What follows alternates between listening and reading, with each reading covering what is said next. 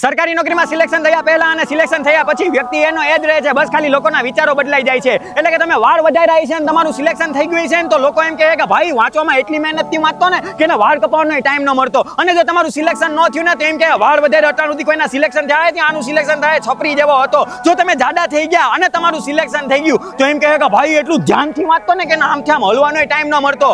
અને જો તમારું સિલેક્શન ન થયું તો એમ કે બાપની કમાણી ખાઈ ખાઈને પાડા જેવો થઈ ગયો તો એટલે જ તો એનું સિલેક્શન ન થયું. ખાવામાંથી નવરો થાય તો ને. જો તમે છોકરી ભેગા ફરતા હશો ને તમારું સિલેક્શન થઈ ગયું તો એમ કહે કે દરેક સક્સેસફુલ પુરુષની પાછળ એક છોકરીનો હાથ હોય છે, એટલે જ આજે એનું સિલેક્શન થઈ ગયું, એટલે જ આજે એ સક્સેસફુલ છે. અને જો તમારું સિલેક્શન ન થયું તો એમ કહે કે એ જ છોકરી એની જિંદગી બગાડી નાખી. છોકરીઓમાંથી નવરો થાય તો કંઈક વાંચે ને. એટલે તમે ગમે એ કરી લ્યો, જોર જોરથી કદાચ શ્વાસ લેતા આવીશો ને તો એ સિલેક્શન પહેલા એમ કહે કે ભાઈ જોર જોરથી શ્વાસ લેતો એટલે એનો ટાઈમ બચી શકે. અને જો એ સિલેક્શન ન થયું તો એમ કહે કે શ્વાસ લેવામાંથી નવરો થાય તો કંઈક વાંચે ને આમાં, તો આમાં ભેગું થાય ને. આપણે તો છોકરા ગમે એમ રમાવો ને આપણે શું હોય, આપણે તો આયલા રાખીએ.